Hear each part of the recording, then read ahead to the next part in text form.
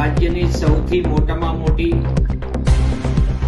Gujarat technological university માં semester 7 નું civil એન્જિનિયરિંગનું paper ગત વર્ષનું સીધું તારીખ બદલીને વિદ્યાર્થીની પરીક્ષામાં આપી દેવું આનાથી મોટી ગંભીર બેદરકારી હોઈ ન શકે।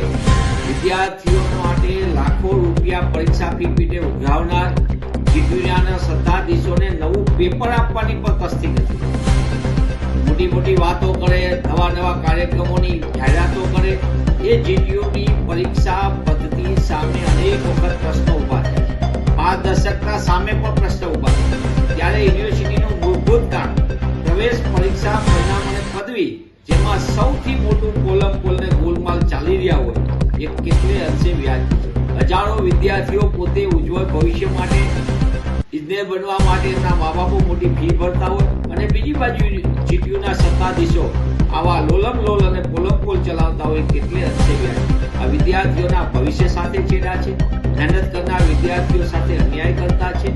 આ એ ચોક્કસ છે કે ખાનગી કોલેજોના સત્તાધીશોને ફાયદો થાય તેવા એક પછી એક નાટકો જીટીયુના સત્તાધીશો વારંવાર કરી રહ્યા છે। ખાનગી કોલેજોમાં અપૂરતા અધ્યાપકો અને આડેધડ ચાલતી ગોલમાલને ગેરરીતિઓના કારણે ટેકનિકલ એજ્યુકેશન મોટા પાયે ગુજરાતમાં નીચે જઈ રહ્યું છે। ત્યારે હું આપના માધ્યમથી માંગ કરું છું કે ગુજરાત ટેકનોલોજીકલ યુનિવર્સિટીના સત્તાધીશો કુંભકર્ણની નિંદ્રામાંથી જાગે।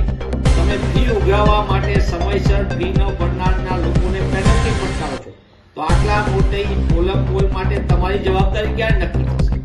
માત્ર તપાસના નાટક કરવાને બદલે હકીકતલક્ષી પગલાં ક્યારે ભરાશે? અને આટલા મોટી ગોલમાલ છેતરપિંડી ભવિષ્ય સાથે વિદ્યાર્થીઓના એના માટે જવાબદારી ક્યારે સ્વીકારશો એવો પ્રશ્ન અમે એટલા માટે પૂછી રહ્યા કારણ કે હજારો વિદ્યાર્થીના ભવિષ્યનો સવાલ છે। જે ગુજરાતમાં વારંવાર પુલ તૂટે ત્યારે આ સિવિલ એન્જિનિયરો આ રીતે તૈયાર થશે તો શું થશે? આવનારી દિવસોની અંદરનું ઇન્ફ્રાસ્ટ્રક્ચર આડેધડ રસ્તામાં ખાડામાં રસ્તા બની રહ્યા હોય ત્યારે આ સિવિલ એન્જિનિયરો જે બારોબાર આવી રીતે પાસ